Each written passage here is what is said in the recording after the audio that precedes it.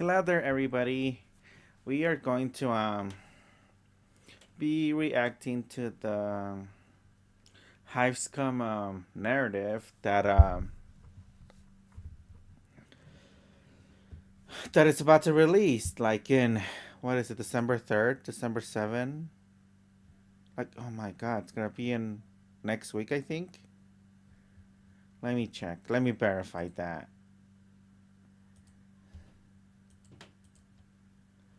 Okay, December 2nd. It's literally gonna It's literally gonna be released December 2nd, so next Tuesday. That's really freaking soon, guys. Well, I just thought I would read the death blog, the narrative, and because I just came up on my Steam page and I thought it would be interesting to read, and I was just reading. And I was like, hey, what if I record this for everybody? So, um, okay. So the story of the High Scum and who they are.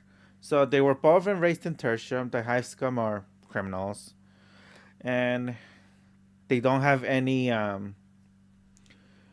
formal military training, but they are like clearly foot. They were literary foot soldiers for the cartels of Tertium.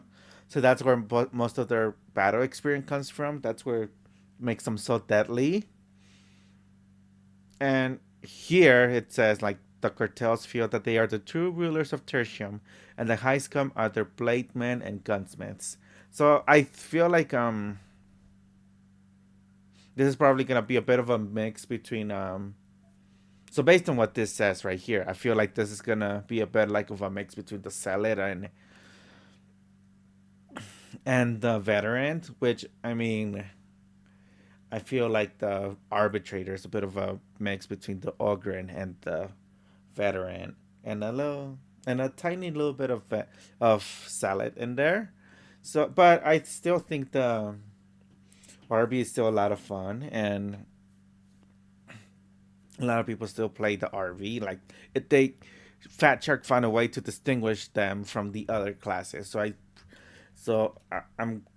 I'm sure that they'll find a way to make this class, still feel different while still not really we're still doing some of the things that the other classes have done, because like in the trailer, like you can see that the Hive Scum are dual wielding two. At first I thought they were like shredders, but they look like Uzis, like Uzis with silencers on them. So I think that'd be a pretty neat idea. Like we have two classes that can use that can carry a shield, a riot shield, but this is the first class in this game that can actually dual wield two guns. And I wonder if it's gonna be the same thing with melee weapons. That'd be kind of interesting. Like a character that can dual wield two knives. I think that sounds kind of exciting. I don't know for sure it will happen because I'm just going off the information that they posted on the death blog and on the trailer. But I feel like if they could dual wield, like not just the SMGs, but also the freaking maybe like smaller blades, like maybe it could dual wield two tactical axes. That would be really cool. That would be really interesting. But again, that's just speculation. And also, here it says that yeah, the Hive Scum are literally fighting for their home, whereas the Salad and the Veteran are not necessarily doing that. Oh yeah, and like every character that's gonna be a part of the Hive Scum is gonna be like from Tertium, so I think that's pretty interesting because I don't think they have any playable characters that are from Atoma. I think they're all from like either from that sector or like maybe like a planet over or whatever. But I think that's really interesting. It might limit some of the customization of the character creator, but at the same time, that doesn't really play much of a role in the gameplay. That's just like flavor text. So I think that's kind of cool. I think that's interesting. Okay, and I was just reading. And okay, let me go through this. Their place among the conflict and tension keeps escalating every day with the warband needs help and construct. Okay, so here's how the Hivescum are connected to the warband of Grendel. Is like Rannick instructed Sola to use her connections to the water cartel, establishing contact with a conclave of cartel leaders and leveraging the Inquisition's influence and their mutual enemy to mobilize their forces. So freaking Rannick told Sola, like, hey, find some freaking cartel soldiers to freaking help us fight. And that's literally how the Hivescum are gonna come aboard the freaking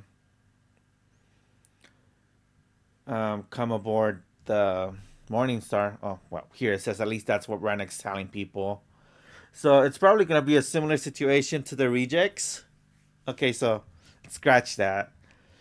Here it says that that's what Rennick is telling people. So it's probably just gonna be a similar situation to the rejects, where the freaking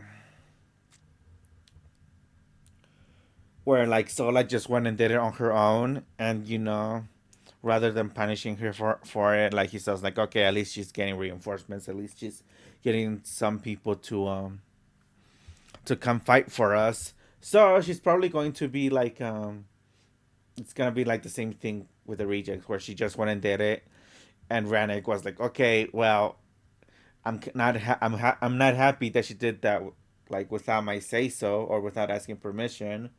But the reinforcements are already here, and it's not worth rocking the boat over it. Like, that's what happens with the freaking Actually, that's what's been happening to Rennick with all of the freaking factions that have been reinforcing the Morningstar. Like, it happened with the rejects. Sola just started doing that. Like, she just started recruiting like some convicts that she had essentially pardoned them, but it was like stay of execution because given the casualty statistics of the 40k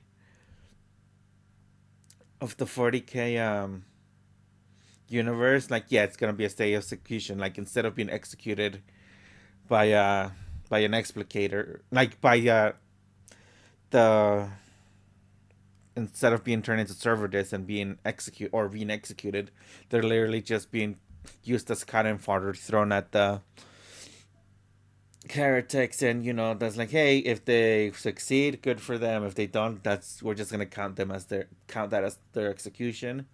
And the same thing happened with the 53rd, where Commissar Duquesne just sort of showed up, and he kind of had to like deal with it. Like, he was happy to get the reinforcements, but at the same time, it wasn't like he like there was like Duquesne like try to like basically like push her weight around, and Rannick was like he didn't really like do what she want everything she wanted to, but she just sort of Rannick is letting Duquesne do her own thing because, like, hey, those are reinforcements, let's just use them.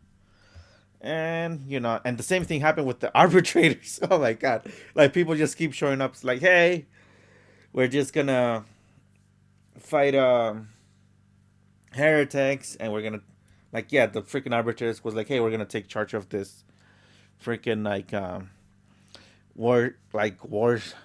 war front, and you can just frick off essentially. And Rannick was like, no, like, no, like, we're gonna work together. And obviously the freaking that was the one time where he actually gave some pushback, because whereas Duquesne just wanted to be in charge and Sola was like somebody that worked for him that just brought in like reinforcements without really asking permission.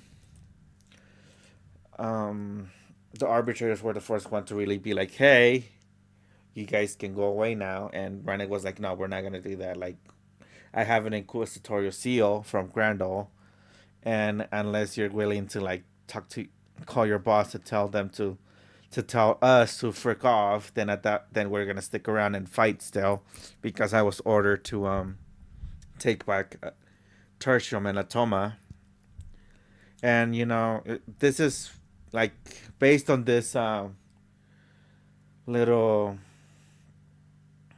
excerpt from the death blog. I mean, it's on Steam. You can just go and click on it, and can read it for yourself. I try to use OBS to do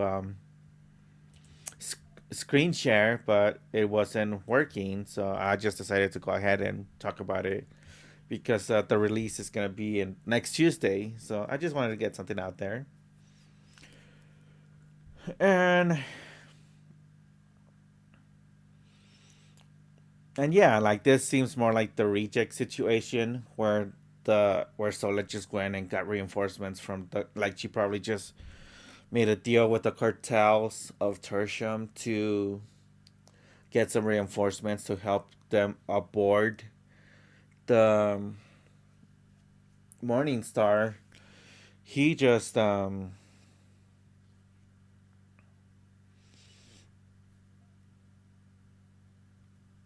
like like yeah. So I don't know. I lost my train of thought. I'm think, but yeah, it's like when people just keep trying to mess with Granik's thing, and he doesn't. I mean, I'm sure he's not. He wasn't happy about the rejects, but the rejects proved effective, so he let that slide. You know, the 53rd wasn't really. I don't know. You know what? I'm kind of interested. Like they probably couldn't really add a character for the 53rd simply because we already have the veteran reject as a playable character. But I think it would have been interesting if you can just added like a member of the 53rd Legion be a like you can add that to the backstory of your playable character. Like they weren't really a reject; they were more like a member of the 53rd who just ended up serving aboard the Morningstar and end up serving aboard along with the rejects, which I think that would be kind of interesting. But I don't know. I guess they would make some new voice lines and all that crap, and maybe some new skins. Okay, but yeah. Okay. Also, since the heists don't come from a single organization, but vying cartels and criminal operations, they don't have a representative on board to act as the figurehead. Sola, however, is proven. Oh, so Sola's gonna be acting like the leader of the Hive Scum, which I think it's cool. I mean, she does have a history with the cartels. Like she was a part of the cartels before she became an explicator. So yeah, so I think that makes sense.